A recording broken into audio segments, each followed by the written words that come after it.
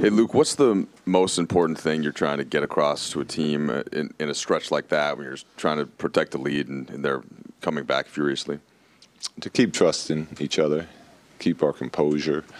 I thought for most of the game we did a really good job of sharing the ball, making the extra pass. And then at the end, which is normal, defenses pick up, intensity picks up, but then we gave into that and we started watching one guy go and then watching another guy go. And we started standing around the three-point line instead of cutting to the basket. But it was, let's keep our composure. Let's stay. Let's keep trusting each other, and find a way to win this game. So 10 games in, 5-5, seemingly playing better basketball even the last week or so. How would you look at things on this a macro level, even if it's a smaller sample size to start the season? We're happy with where we're at right now. It's to me the most impressive thing is the effort we're getting right now every single time we play the game. Whether it was up in Portland on a tough environment tonight, having a big lead and then having to hold on to it for dear life with, a team, at least two of those guys that are gone deep into the playoffs and are in the playoffs every year. So it's the fact that every night we're finding ways to compete and bring in an energy level and defend is 10 games in, I wouldn't have thought, honestly, we were at that. We were ready to start doing that. So it's nice that we're, seem to be being able to carry that on a little bit. What does the being 500, the winning 3, the last 4 games, what does that do for these guys to continue what you're talking about with trusting each other and understand that these principles you want them to keep doing? Well, I think the winning part of it gives them confidence in the fact of what we're preaching. As far as defense gives you a chance to win every night. So whether we win that game or lose that game at the end of the night,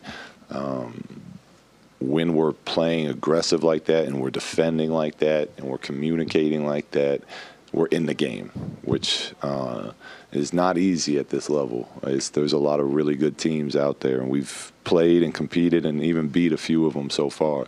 But I think for young players, it kind of shows them firsthand what that messaging is all about.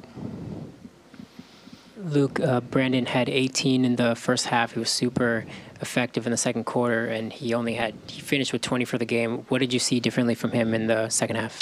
Well, I don't think it was him again. I think it was our team. We stopped, we were getting movement into what he was scoring. I know a lot of their defense was switching, and he was making nice individual plays, but a lot of that was because we had movement and momentum built into that drive by Brandon, and the paint was open. In the second half, there was so much standing and people were catching and holding that Memphis, who's a very good defensive team, was able to load up that defense. So there wasn't that same type of spacing and that same type of push into those drives that he was having so much success with in the first half.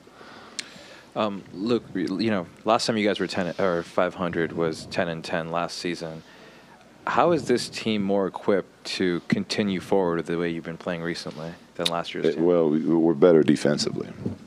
And, when last year we were shooting the lights out to start the season, when you shoot the ball that well, I think there's a much better chance of hitting cold streaks. And then when you get hit with some injuries like we did last year, we just didn't have the rest of the foundation set well enough to sustain that. Obviously, we got hit with a big injury already, but because of the group's willingness to buy in and compete on defense, we're going to be in every game. We might lose 7 straight, but we're going to have chances to win those games if we keep defending the way we did, which I think is the biggest difference between last year and this year.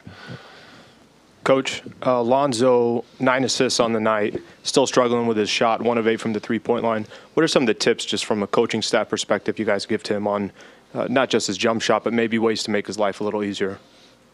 Well, I mean, that's kind of, not to hate on your question, but that's a general. I mean, it from the footwork, to when winning the shot clock is a good shot, winning the game is a good shot, whether they're on a run or we're on a run. Like, he had a couple today that he felt like heat checks, and if he hit the one before and the crowd's behind it, I'm okay with those. And then there was other quick threes he shot when they were on a run. So it's pretty much the same shot, but just within the game, it's a different.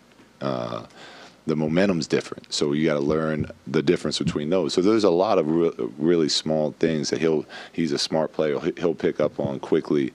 But I want him to keep shooting. I'm glad he's not turning them down. I'm glad he's trying to put pressure on the rim. And you know, the way to break through that is to just, you know, keep working after practice, coming in early, getting your shots up, and then keep doing it in the game. And eventually you'll figure it out, especially when you've been a good shooter your entire career, your entire life. You know, he'll get back.